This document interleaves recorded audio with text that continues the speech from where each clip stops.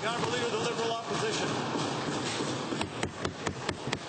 Thank you, Mr. Speaker. In the aftermath of the billion-litre coal slurry spilling into the Athabasca River, we received two conflicting messages. The Environment Minister said everything was fine. There are no public health concerns with the water, she said. However, Dr. James Talbot, the province's Chief Medical Officer, reported alarmingly high levels of mercury and cancer-causing compounds in the river. His advice was don't draw water as the plume was going by and don't drink the water. To the Health Minister, in a situation like this, should we believe the Environment Minister or the Chief Medical Officer of Health who works for you? Honourable Minister. Mr. Speaker, I'm sure that my honourable colleague will want to supplement this as well.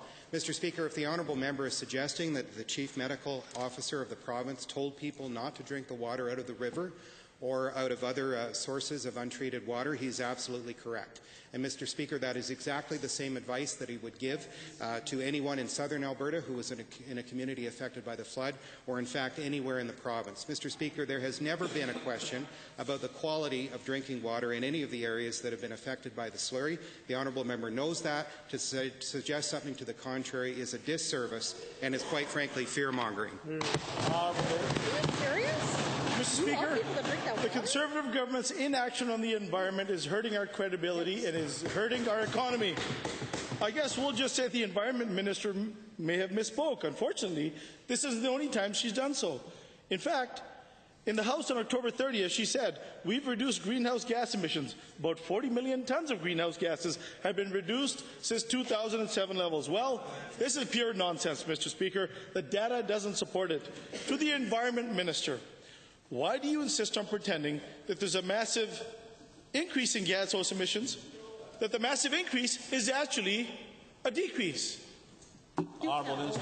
Well, Mr. Speaker, I'm going to answer both questions, Mr. Speaker. First and foremost, what the information we gave with regards to the water quality was correct. Our first thing that I said to you on the first day this question was asked in the House was that we were there on the scene right away. We notified municipalities so that no drinking water would be used from this, not withdrawn. That's exactly what Dr. Talbot has said as well.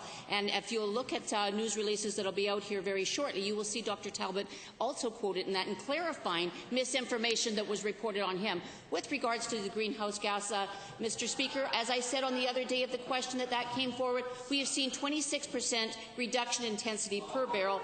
Mr. Speaker, this honourable member should probably listen to the answers. Honourable Leader.